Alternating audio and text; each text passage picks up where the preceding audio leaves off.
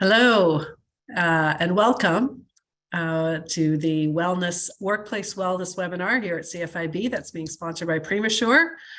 We will sort of wait just a few seconds to allow folks to enter into the webinar before we really get started.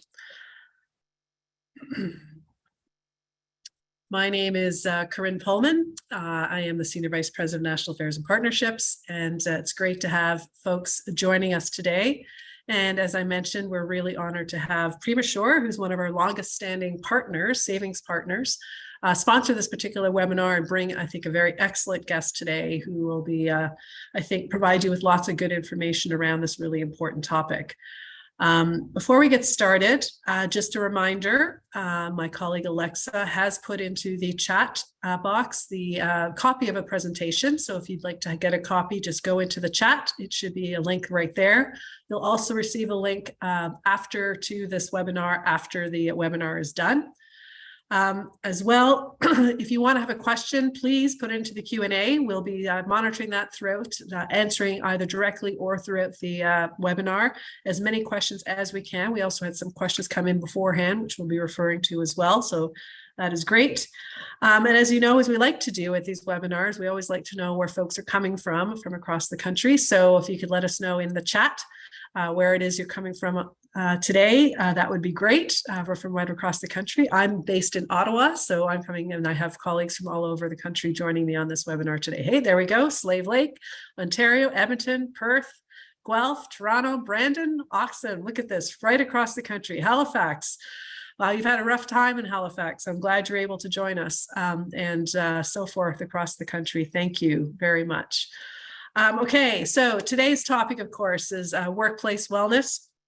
And, you know, coming through a pretty traumatic couple of years, we felt this is an area that has continued to grow in importance. And I think there's also growing expectation among a lot of folks today that workplace wellness is something we're going to practice more and more in the workplace. So we have been doing a lot of work at CFIB to build some good tools and information for you to help build that type of wellness in your workplace. So that's what we want to talk about with you today.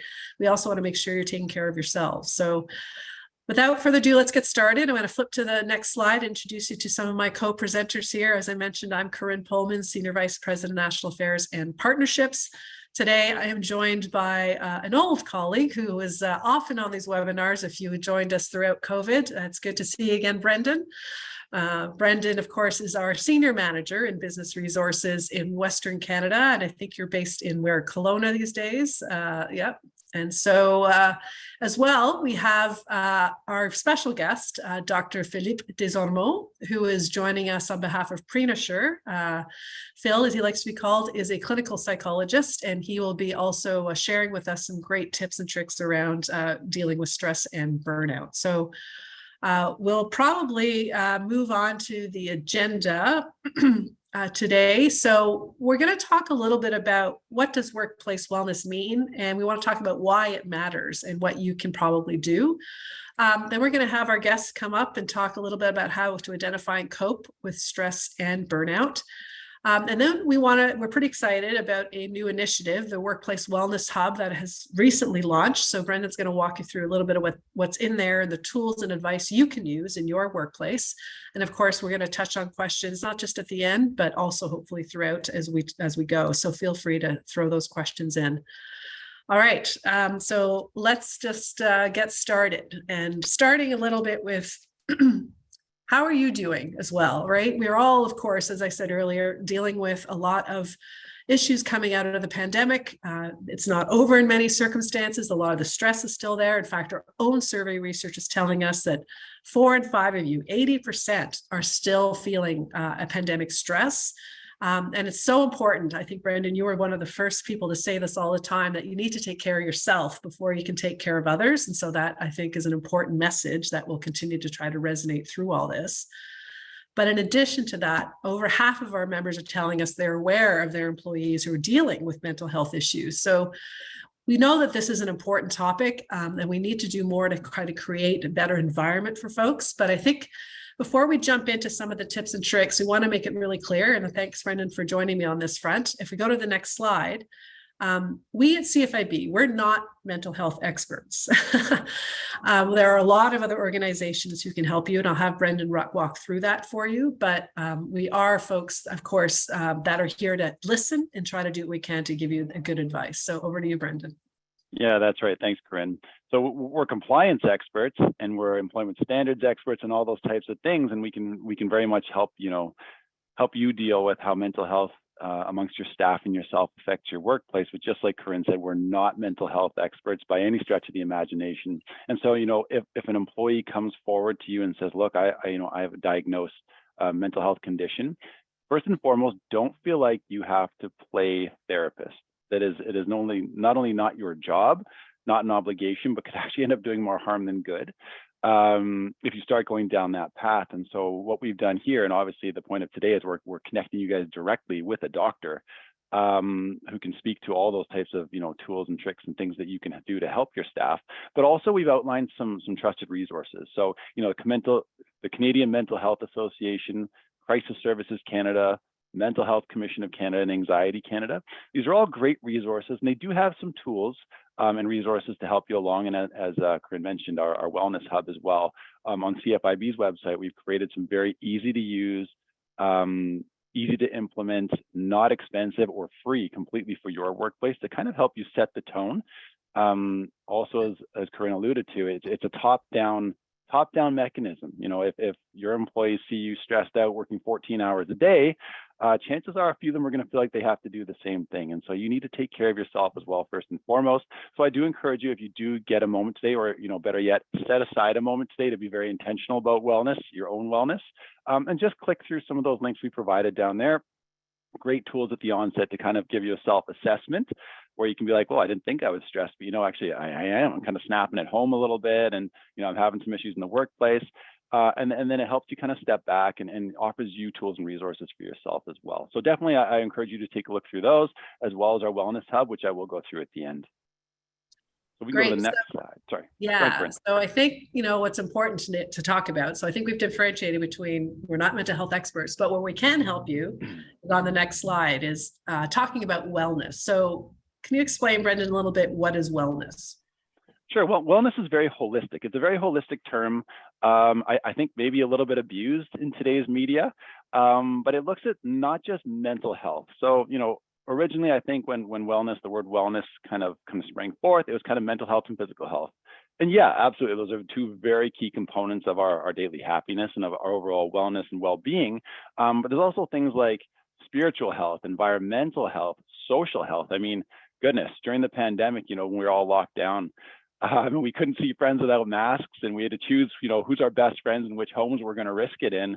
I think we all kind of felt that social impact of wellness as well. So, as you can see, there's all those components that contribute to your overall health and well-being, not just physical and mental.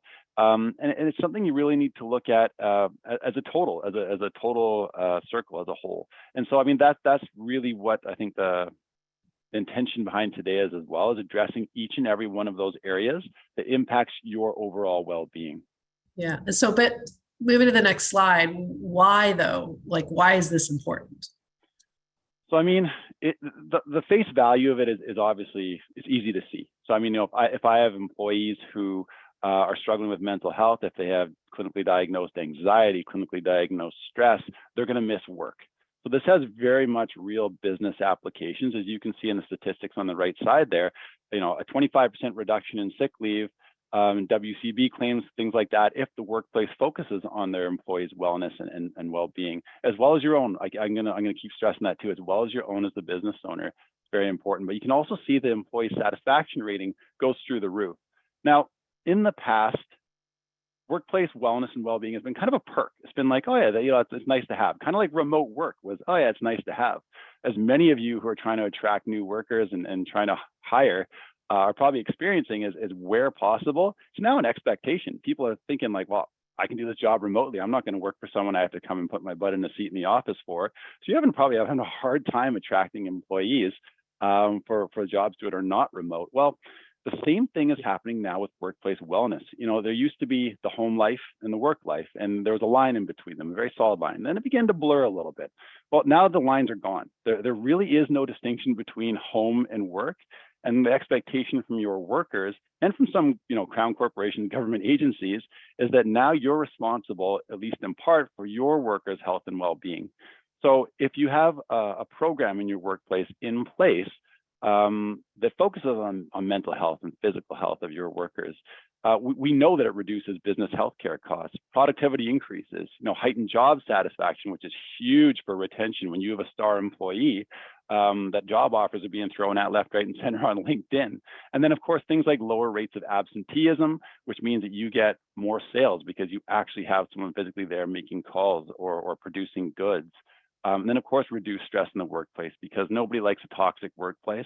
And it's one of those things, it can start to fester and people don't like to talk about it. And in the past, it's been, swallow your issues, swallow those mental health and physical health issues. But now it's out in the open. And quite honestly, it's for the better. It just takes a lot of practice and intention in your workplace to ensure that it's an open and honest discussion and that everyone's comfortable bringing those issues forward. Right. Now, this all sounds really good, but I can imagine for a lot of our folks listening right now, they're thinking, where do I even start? Right. So we're going to give a little bit of that on the next slide, Brendan, but then we're going to turn it over to Phil, who's going to really go through a lot more of that. So over to you, Brendan, about how do you start this conversation? Exactly. And we'll definitely defer to the expert. But there are some small things you can do today in your workplace. I always hesitate to, divide our working staff into the generations, baby boomers, Gen X, millennials, Gen Z. But we also know from studies that the expectations in the workplace and values in the workplace do differ. That doesn't mean that a workplace with positive mental health and programs to support that isn't valued by all, and that all see the benefit from that. But there are a few things you can do today without having to spend any money at all. Things like appreciating, and we've probably heard this a million times, but a thank you does go a long way, especially if you have an entry-level staff member who's sort of unsure about their place in the workplace right now.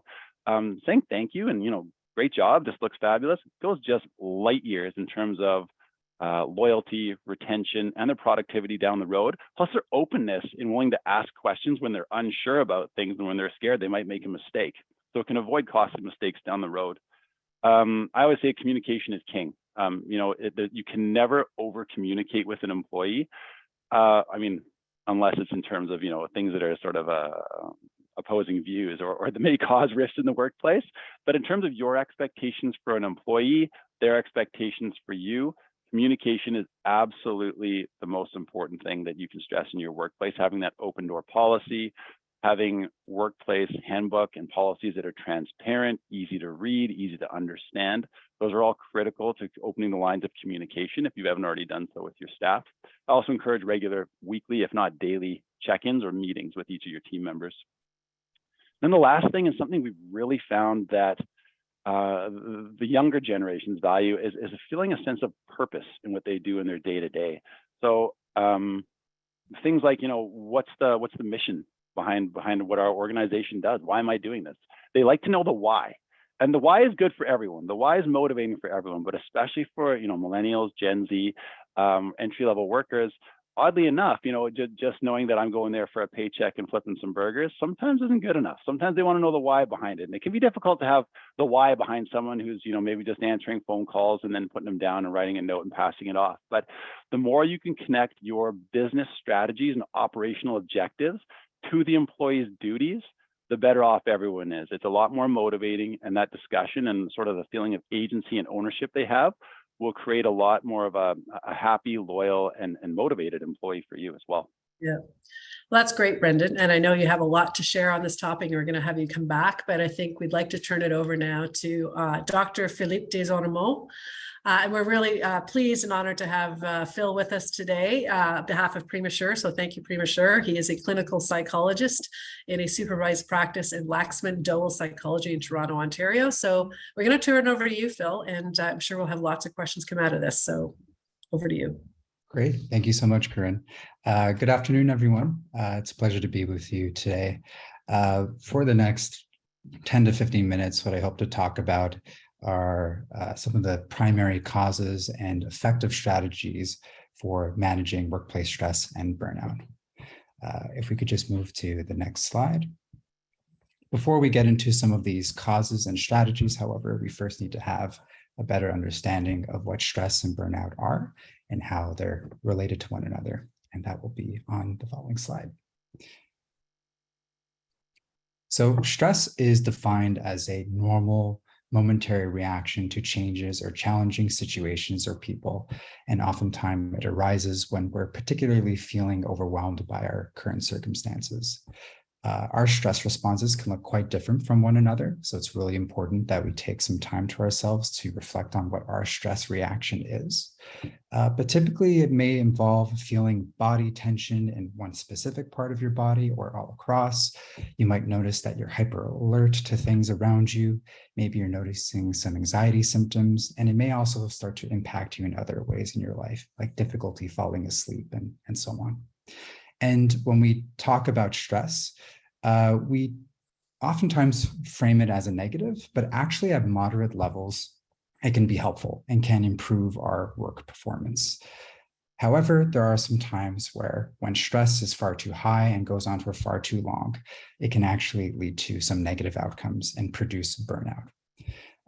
Burnout can be broken down into 3 clusters of symptoms, with the first one being emotional exhaustion. Perhaps you're going throughout your entire workday feeling drained, even if you haven't done anything physically or mentally taxing. The second cluster is cynicism. You may notice that you're starting to develop negative beliefs about yourself, about other people you work with, or maybe about the business or the work itself. And third, we have a reduced sense of personal accomplishment, where maybe we're feeling incompetent, or the work that we're producing is lackluster in some way, or just not our best work. And each of these clusters of burnout can have pronounced effects on not just our personal health, but also on our work performance in the following ways, which we can find on the next slide. So burnout can lead firstly to poor health outcomes and can actually evolve into a more severe mental health concern. Things like depression, anxiety, substance use, maybe we're misusing alcohol, and many, many more. But it can also exacerbate some of our physical issues as well, like diabetes, heart disease, chronic pain, and the list goes on. Burnout can also reduce the quality and the quantity of work that we produce in the workplace, and it can do this by impairing some of the abilities and skills that we tend to rely on to work effectively. Things like our attention span, our concentration, our ability to problem solve. It may even reduce our motivation levels or make us more irritable in the workplace and make us more prone to conflict with our coworkers. And these 2 effects can have pronounced consequences for businesses as well. 63% of those who have reported being burnt out are more likely to take a sick day. 23% of them are more likely to visit an emergency room. And these folks are also 2.6 times more likely to seek a different job. And more concerning still is that these numbers have actually increased since the onset of the pandemic, which we can find on the next slide. 46% of all working Canadians have reported high levels of stress, which is quite an increase from 2011. 35% are feeling burnt out, and 20%, that's 1 in 5 workers, have sought new jobs during the pandemic because of high stress and burnout. So clearly we can see here the impact that high stress and burnout are having on our well-being. If we could just move to the next slide. Thank you. So given how important stress and burnout are in the workplace, it's important for us to also understand what some of the causes are of these things. And there are many causes, but for today, I'll be highlighting 6 of those, with the first one being unclear job expectations. So what this might mean, for example, is maybe our workers are unclear on what's expected from them by their supervisors or from management. They're not sure what they're supposed to be producing on a daily basis, or just questions about the work ethic they're supposed to assume. But also this can impact our business owners as well. Maybe it's unclear what clients are expecting from us and what they're hoping to see in terms of products or services that are being delivered. The next one is dysfunctional work environment.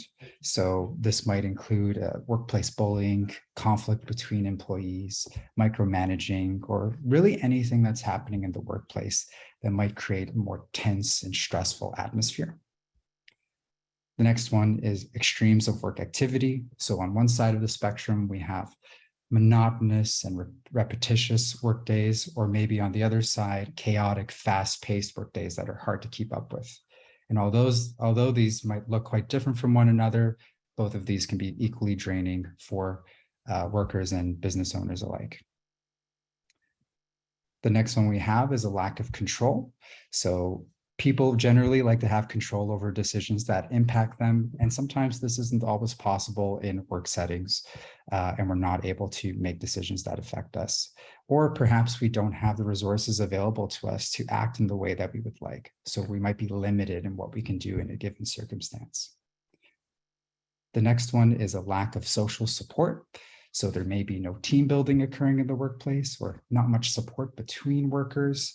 And people might also be lacking social supports outside of the workplace through family and friends or through other means. And finally, one that probably many of you have heard about is work-life imbalance, where perhaps work is consuming a lot of our personal time, bleeding over into our weeknights or weekends or whatever your schedule looks like. Or maybe we're feeling far too exhausted after work to enjoy or engage in other activities that are important to us, like spending time with our family. If we could just move to the following slide. So with those 6 causes in mind, we can now think about 6 strategies that might be helpful for addressing each of those. So to address unclear job expectations, what we might consider here is having an open dialogue. Having an open dialogue with your workers to clarify what some of your expectations are, but also being open to asking questions and receiving questions, as well as feedback, because sometimes the expectations we may have for workers may not be always appropriate. And part of this is trying to find a place where both parties can be happy. But in addition to having these conversations with our workers, we may also want to have that conversation with clients to get a better sense of what they're expecting from us, and to maybe readjust expectations if it seems realistic as a way of dealing with stress. Next, we have for dysfunctional work environment, we want to take some steps to create a healthier work environment. And this might include setting ground rules, to ensure that people are speaking to each other with respect, maybe even laying out steps people can take to express their complaints or grievances or disagreements in a more productive fashion, instead of allowing it to lead to conflict between people. We also want to ensure we're reinforcing good behavior through praise or recognition or awards if that's available to you. Because what oftentimes happens in a more dysfunctional work environment is those good behaviors go unnoticed. And oftentimes people can lose their motivation to act in a good way because of that. And perhaps most importantly here is for business owners to model those good behaviors as well. Because if a business owner isn't following through on some of these ground rules that they've set for their employees, the employees themselves may not see a need to follow those same rules as well. The following category is extremes of work activity. And here what we would suggest is breaking up the workday, trying to take breaks and savoring them. A problem that I often see in private practice is people will take their breaks, but they actually spend that time doing other work on their plate or doing work related to their home life. And while that might be helpful, that's not what we mean by taking a break. When we say taking a break, we mean actually separating yourself from the work you're doing and doing something relaxing or enjoyable. Maybe that's reading a book for you, or maybe doing something rewarding for yourself as well. And for some people, taking 15 minutes, half an hour, or an hour for a break is not feasible. And at that point, what we would recommend is taking micro breaks, stepping away even for a couple of seconds or a couple of minutes, if that's available to you, and doing a quick breathing exercise to relax yourself. Grabbing a cup of coffee or tea, if that's something you find rewarding, even on a small level, or even just taking a walk and having a change of scenery can be really helpful for creating some meaningful pauses in your day so that work isn't feeling so constant. The following category is lack of control, and what can be helpful here is trying to change our perspective. So sometimes we may assume we don't have control over decisions, but actually by assuming or adopting a problem-solving mindset, we may realize that there are some options that we weren't considering before.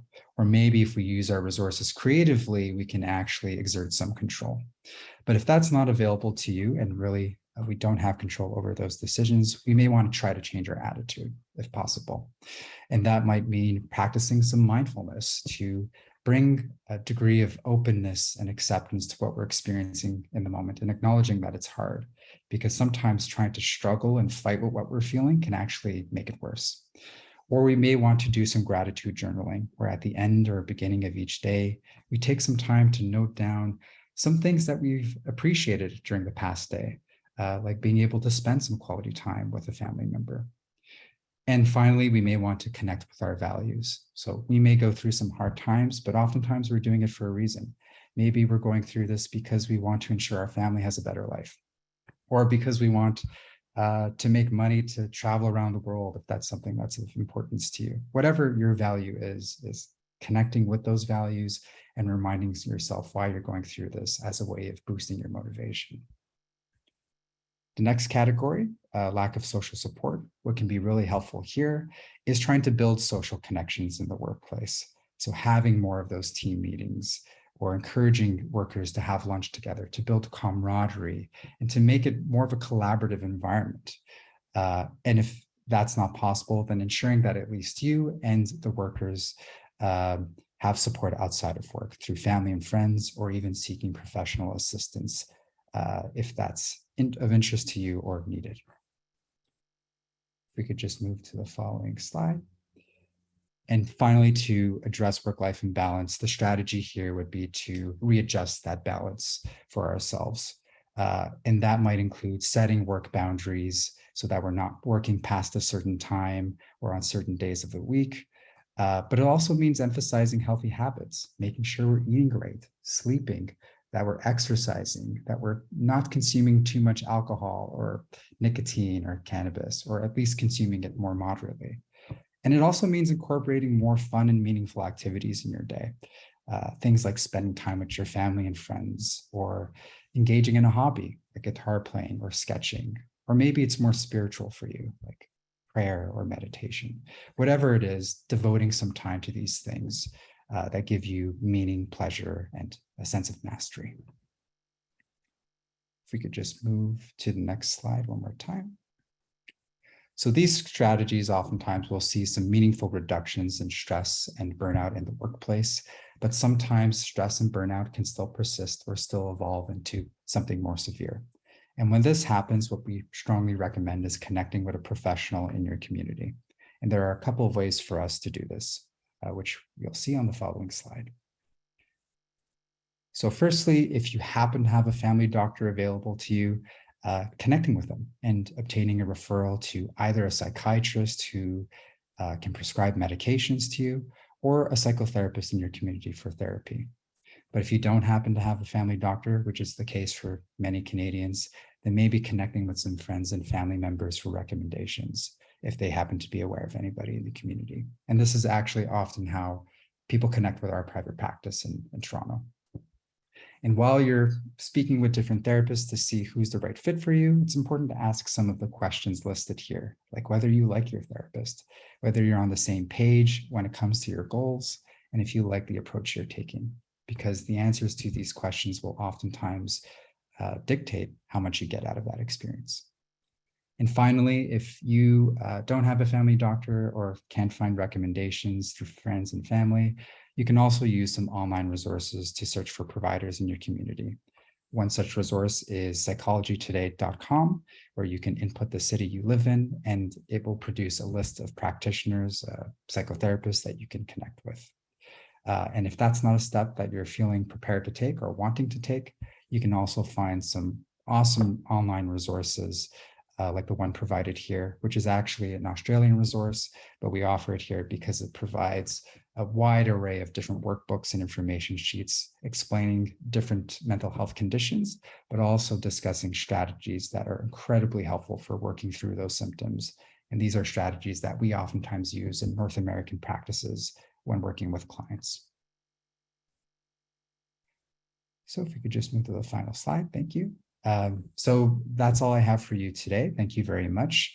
I am aware that I only scratched the surface, so I'm looking forward to some of your questions. And if you have any questions following the presentation today, please feel free to reach out to me using the contact information provided. Now I'll turn it back over to Corinne and Brendan. Excellent. Thanks so much, Phil, and thanks for offering not only the recognition tools, but also the strategies. I mean, some easy to implement strategies as well, as I might add, is it doesn't have to be expensive, it doesn't have to be complex, but there are definitely some things we can all do today. And thanks for offering those. Your expertise is obviously much appreciated.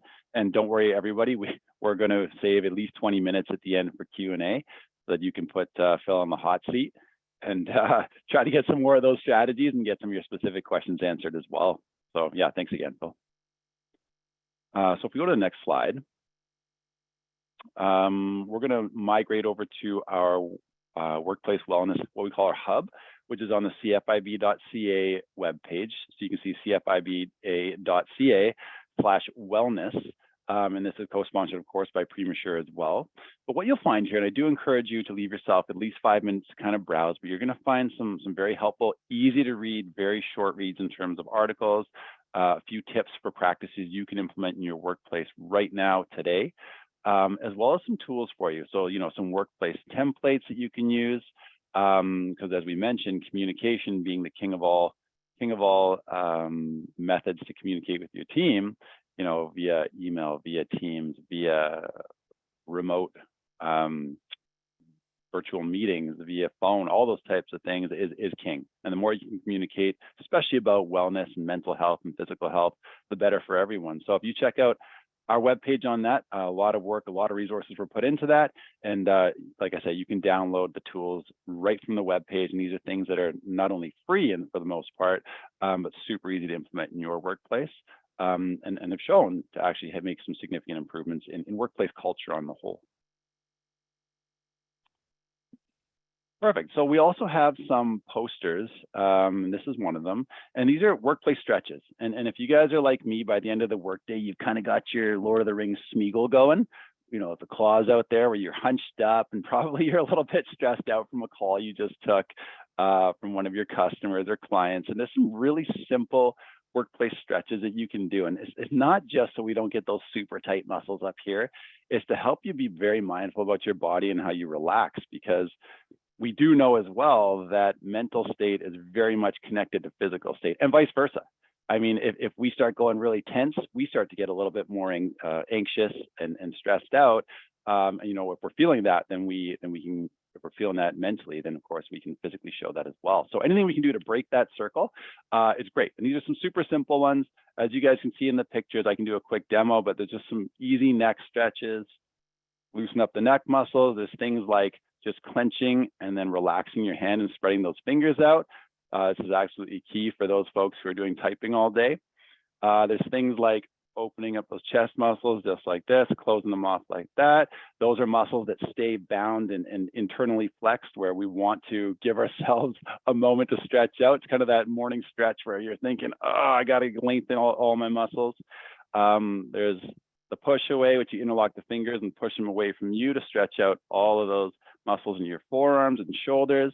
And then there's the upward stretch as well, which I just showed you, the morning stretch. So there's lots of these types of posters on our hub as well that you can put in your workplace. If you go to the next slide, you can see another example of that, as well as a policy. And the policy is important, not just for creating expectations and communication with your staff, but to show them that you really do value and care about their wellness. As I mentioned, it's not just optional anymore. It's an expectation of those in your workplace that you're going to support their mental and their physical well-being as well. And having those written policies shows that, yeah, you know what, we care. It's at the forefront of our minds is your well-being. And we've actually created some steps in the workplace that are super important. And I mean, in some provinces as well, as what we've seen, this has been mandated by government. So like I said, there's no longer the blurred line. It is your responsibility as an employer. So things like disconnecting from work, you got to have a workplace policy surrounding that. Environmental sensitivities. So some people, have allergies or they're triggered by certain scents. Respectful workplace, also a compliance requirement. Bullying and harassment, things like that. They are required by law. And if, you know, a WCB officer came into your business and started knocking and saying, I need to see these, they do need to see those. And if you don't have them in place, you could potentially be fined for that as well. So the good news for you, of course, is as a CFIB member, we have already created these things for you. Call us at Business Resources. We'll make sure that those policies get into your hands. But more importantly than just saying, here's your policies, we'll actually coach you on how to have that discussion with your staff. So how to present bullying and harassment policy with your staff, and that's a really sensitive and touchy area. Disconnecting from work, how do you want to present that to your staff? You know, is it a grudging, well, you have to do this by law? Or is it saying, you know, we want to encourage you guys to turn off your cell phone or turn off the email notifications for work during hours that you're not at work, because we don't want you to burn out. So those are a lot of the things you can get from our hub, as well as in your dashboard through the CFIB.ca website. There's another one of those examples, and actually really something I like to do with myself as well. And I actually have these posters right in front of me on my wall, is just taking a moment. And Phil mentioned this, is, you know, taking sort of that micro break and be very mindful about the things you can do to relax, because everybody's watching you for leadership, not just in terms of how you work, but in terms of how you don't work. So, you know, taking a moment, be present, check in with yourself. All that's saying is, am I stressed out? Am I smiggled up here? Like, take a moment to look into a mirror, like, oh man, I need a second here. And then there's the 5 things you can do. And I will go through this very, very quickly, but think about the 5, 4, 3, 2, 1 countdown. And this really helps to what they call ground you. I know a lot of this goes in sort of like the yoga type of some people find a little hokey, but the yoga type of practice and speech is grounding yourself. But what that basically means is to take yourself out of your head for a second, take yourself out of all the 1.5 million things you have to think about as a business owner. And we know you do, you know, there's 1,000 things you got to think about at once, but it's so valuable, as Phil just said, to take a moment and just think about 5 things you can see, like just look around the room, say there's a plant, there's a light, there's my phone. 4 things you can feel, use your tactile senses. 3 things you can hear. So you guys know where I'm going with this. You're going through each one of your senses, and what that does just takes you out of your head for just a moment, and then you can get back to what you're doing. But you'll notice that you're relaxed and you're breathing a little bit easier after you do the 5, 4, 3, 2, 1 countdown. So I would advise, put these in your workplace too, in the lunchroom, somewhere your staff can see it. Like I say, not only is it good tools for them, but also it shows them that you really do care about their well-being. And as we know, that can lead to less missed hours and missed days of work, less WCB claims, and it has a more positive impact on the business overall. And this is another one of those. I won't go through each one of them, but this is what's called progressive relaxation, which is just thinking about each of the muscles in your body and then really going out of your way to relax. And it's funny because I say unclench your jaw is the first one. And for me, that's something I find too, is when my day is getting a little bit stressful, it's I don't grind my teeth, thank goodness, but I do clench my jaw, and I find a lot of the muscles are tight. So this is just an example of another poster that you can put up in your workplace that's available on our Wellness Hub too. Corinne. Yeah. So I've been doing all those exercises as you've been going through them, thinking like, yes, I have to unclench my jaw. I have to, like, it's funny when you don't think about it, right? It really is when you have to consciously think, oh yeah, I am like feeling that tension in those particular spots. So, exactly so right. important. So we're going to go into questions in a minute. We just wanted to reiterate, of course, PrimaSure is there as well as another resource for you to look at. There has often been questions around, well, where can I get help? If you do have a group health benefits plan, they often do provide other services as well. And PrimaSure is that partner for us. So if you happen to be with them, these are the types of services they can provide. Or if you're looking for one, we encourage you to think about looking at PrimaSure for your group health benefits plan. So everything from counseling, trauma, crisis, financial, health system navigation, caregiving, and support. And they are actually creating something called an owner's assistance plan as well. You often hear about employee assistance plans, which they do offer too, but they also have an owner assistance plan to help owners cope with a lot of the stress that's going on in their workplace too. So keep that in mind. And we thank PrimaSure again for our special guest today, and who we're going to bring back up now to help us answer a few questions. So Brendan and Phil, we don't have a lot of questions coming in right now, but we encourage anybody who has a question, please post it. I know there was one around the right to disconnect, which I think our colleague Caesar was answering. So we do have that template for you, and we can certainly provide that for you. But we do have a number of questions that came in prior to through the registration process that we wanted to touch on a little bit.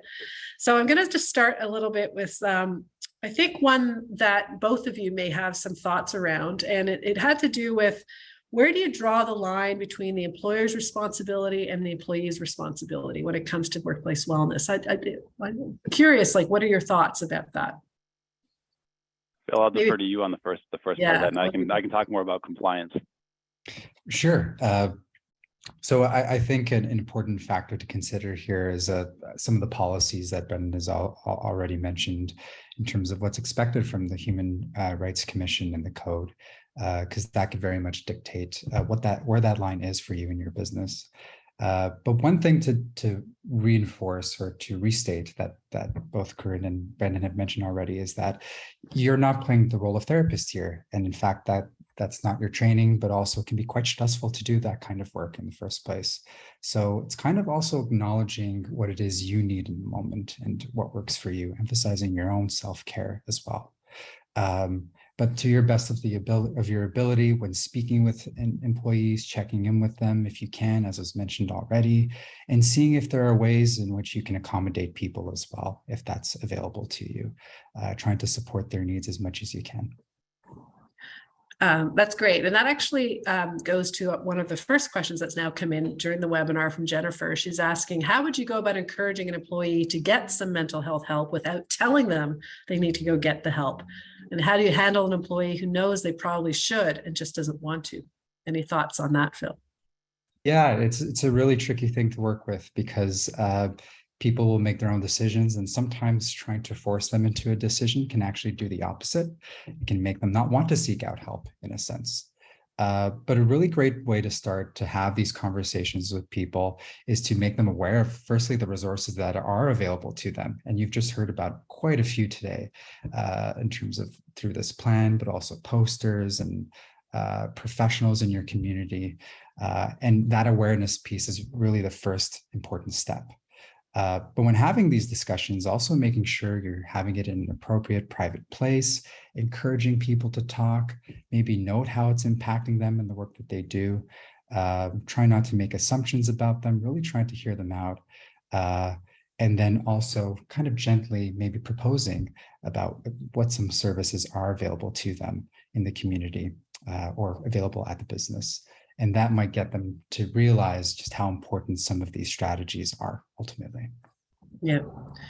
Yeah, I mean, it's not easy. It's a delicate balance I think everyone has to take in that regard. But this one also from Heather, I think, is along the same lines. So what's the best strategy to help if your employee states it's their personal life causing stress and absence and not the job?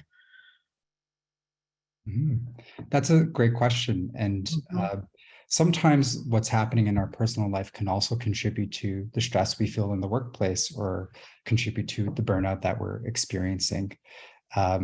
For these sorts of things, whatever's happening in their personal life, may not necessarily be something you can help accommodate them for. Maybe there is. If someone is experiencing grief, for example, and they need a few weeks to process those emotions for someone that they lost, then that could be something that can be helpful for workers to recuperate more quickly. But what can be most helpful here is, again, trying to direct people to these resources and to professionals who can help them and individualize these strategies for them as well. Because oftentimes when we look for resources online, we often find these one-size-fits-all approaches, but part of working with a professional is finding the right approach that works for you. Yeah. Okay. We're getting a lot of questions in now. Just, it's sparked, I think, quite a few inquiries, and I think this is great. So we're going to try to get through as many as we can that are coming in live here. I think some interesting ones here are around, I'll start with Krista's. Like, when an employee is distraught at work and becoming a big distraction in the workplace, what options do employers have when they're claiming that they are depressed? So it's, they've become a bit of a difficult employee, but this is now something they have to accommodate. So what do you do in those situations? Yeah, and this really does speak to obligations as well as rights. And obviously, we want to support them. At the same time, we have to consider first and foremost employee health and safety. We know that's paramount in the workplace, and if this worker is in a position where they can impact either their own or their fellow staff members or your client or customer's health and safety, we got to remove them from that position right away. And now that doesn't mean, of course, we say, yell at them and get out of here. It's bringing them, as Phil alluded to, bringing them into the office, having a discussion with them. Look, we've noticed, your behavior is somewhat different for you. Usually you're fairly balanced, not balanced, don't use that word, but usually you're fairly positive and, you're a positive contributor in the workplace. But we've noticed some sort of, different behavior from you, and it seems to be causing a bit of a safety concern for us. You can open the conversation and say what's going on, and then if they say, Krista, if they say I'm stressed out and that's my problem, then what we do is we look to accommodate. Now, what does that mean in terms of accommodation? Well, we're entitled to meaningful medical information. I want to point that the doctor who writes a note for them is never going to tell you a diagnosis. They're never going to say this person has bipolar disorder. They can't say that. Due to privacy laws, they can't say that. But what you can ask for is, how can we accommodate this individual? Or what do we need to do to accommodate this individual? Is there, different shifts they can work? Is there different hours of work they can have? Can we move them to a different role? Things of that nature. Do they need time off? If so, how much time off? So first and foremost, we can request a doctor's note, but we got to move away from the old school concept of saying, well, I require a doctor's note to even give you time off. That's not really it. We need a doctor's note to understand how we can help you to get back to a place of positive health and positively contributing to the workplace. So we can absolutely ask for that, and quite frankly, we can require that, especially if they're in a safety-related position, before they come back to that position, because you do have a duty to protect them as well as your workers in the workplace. So once we get that doctor's note, we get a little bit more direction from them generally on how we can support. If we need more direction, CFIB actually has what we call a return to work package, which is constituted by a whole bunch of various letters and forms that we can have their physician fill out. If we need more specific information, for instance, on how we can accommodate them in their specific role. So if we say, for instance, well, they're a forklift driver and they're hauling shipping containers, all over the yard, what can we do? This is what they're hired for. What can we do? There's no other roles we can put them in. Well, then their doctor will either say, well, you can do this. You can adjust their assistance levels. You can have someone sit beside them, essentially, and ensure that they're performing safely. Or they'll say, well, they can't do it, so they need that time off until that their mental health is in a place where they can perform adequately and safely. So it's about communication with not only the worker themselves, but through the worker to their physician or their treating physician, whoever that might be, and taking that frame of accommodation rather than prove it. So it's kind of a mind shift a little bit, but that's definitely the first step. Is you are obligated to keep their position open and available to them while they seek treatment, but they do have to seek treatment, and you can ask for support, how you can support them through their position. So I wonder if that helps to answer Wendy's question, which is there a way to recognize or determine or manage whether an employee is using a mental health issue as an excuse to not come into work or not doing their job properly? So I'm assuming some of the similar ideas, like getting a doctor's note or asking them to do that kind of thing, right? Yeah, absolutely. And it's important to note as well that, me saying I'm stressed out and saying, oh, I'm not coming to work for the next 2 weeks is different from me coming to you, my employer, and saying, I've been clinically diagnosed is an important term because clinical diagnosis requires accommodation by law under the Human Rights Code. If I just say, I'm not feeling this, I'm stressed out, I'm going to the beach, too bad. Well, that's a different discussion. That's us still asking, say, okay, we understand you said you're stressed out. Can you go to your physician and have them write a note on how we can accommodate you? They probably won't be able to provide that if they're just using it as sort of an excuse to take an extended summer break. But we also have to give everyone the benefit of the doubt as well. Mental health issues have no face, right? It could be anybody. It could be most of us, in fact. So give them the benefit of the doubt, but then also, like I say, you are entitled to meaningful medical information if they're claiming they require an accommodation for a mental health issue. Start there, and then say, I need this note by next Friday. If they can't provide it, that's a different discussion. Now we're talking about, well, you know what, I can give you 2 more days, but if you can't provide it within then, we have to talk about discipline. We have to talk about your future plans with the company, things of that nature. Great. I'm going to turn it back over to you, Phil, a little bit for this question from Michelle, because she's referring to some of the things I think you were suggesting as sort of strategies to address some of the issues. She's saying there are already suggestions where the nature of the business is in a high stress environment and client service and demands make it hard for them to disconnect or set boundaries. And basically she was like, it's easier said than done in some of these strategies. So I don't know if you have any other suggestions where you're in those sort of environments from a work perspective. Yeah, I think what tends to be very important in these settings where maybe there are some limitations of this kind is having, again, this open dialogue with workers and also for yourself to see if there are any places where we can make some meaningful changes. Because what may not be helpful here is, again, applying a one-size-fits-all approach. Because that's not always cross-applicable, but really trying to get a sense from workers on what some of the toughest aspects of the job are, and if we can try to have a more collaborative and problem-solving conversation, working together to try to figure out what those solutions might be. And some of them may incorporate some of the other suggestions that I included in the strategy slides, where we're trying to support each other, have more camaraderie and collaboration between workers, and hearing them out, having more of those open discussions, checking in, or maybe there's something else that some ideas that can be generated from you and your workers.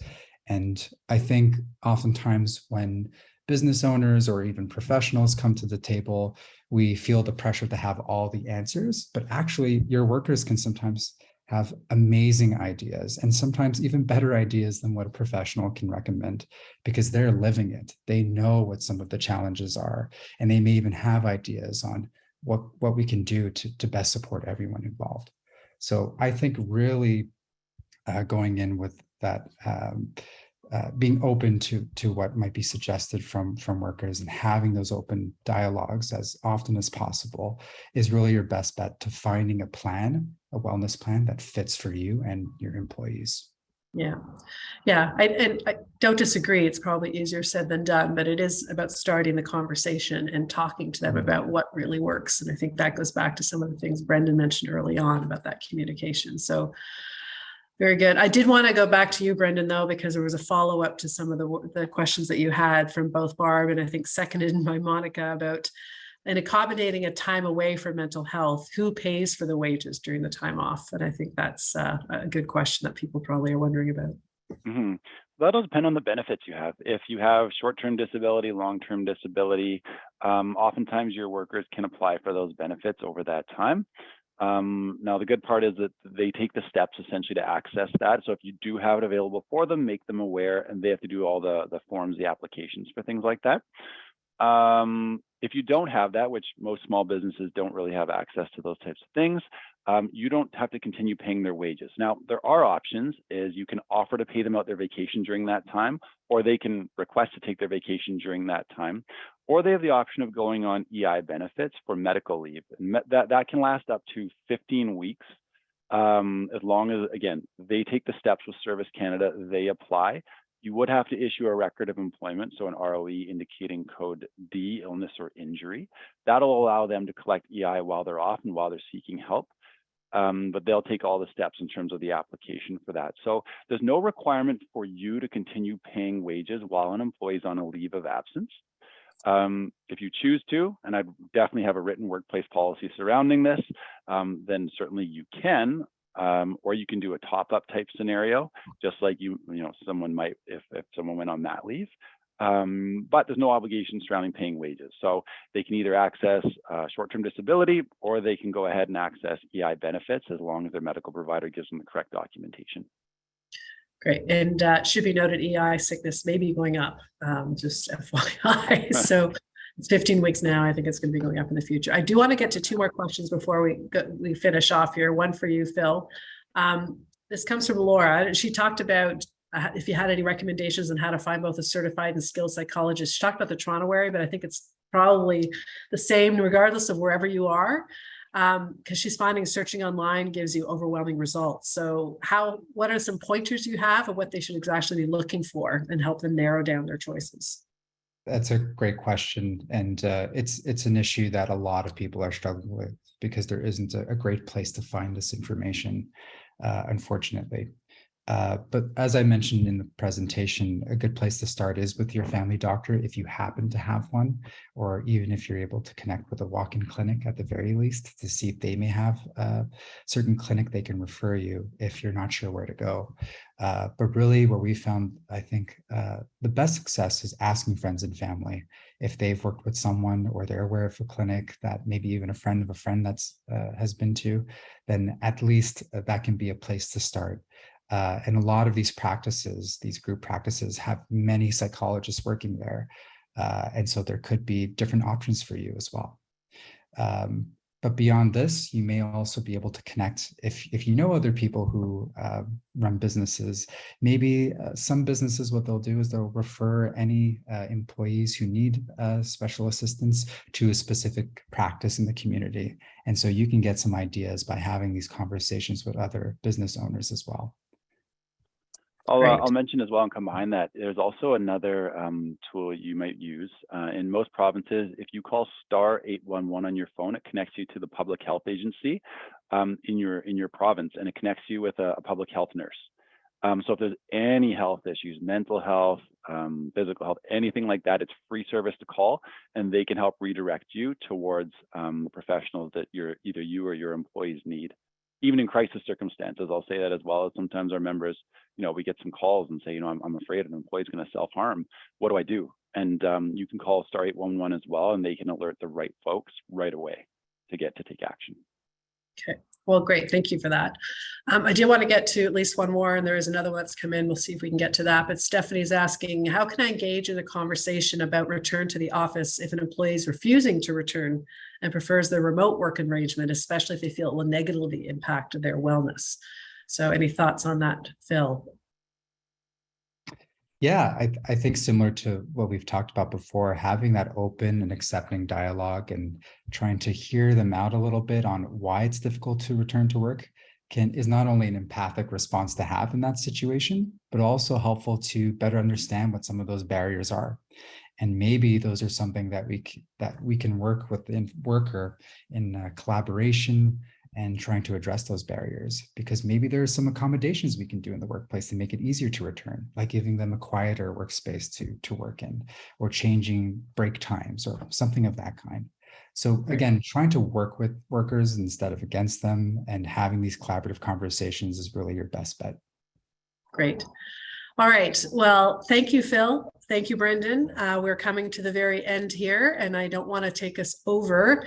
If there's a question that you've asked that we didn't get to and you still want us to try to get there, please give us a call or give Dr. Philip Desormeaux a call. He did have his number up there as well, so you're more than welcome to do that. Before we shut everything down, let's bring up that slide deck quickly once again. We had one more webinar we wanted to share, if that's possible, Alexa. So just to FYI, we have a webinar coming up in a couple of weeks on succession. So planning the transition for your business. If that's something that's of interest to you, please register. The link is there.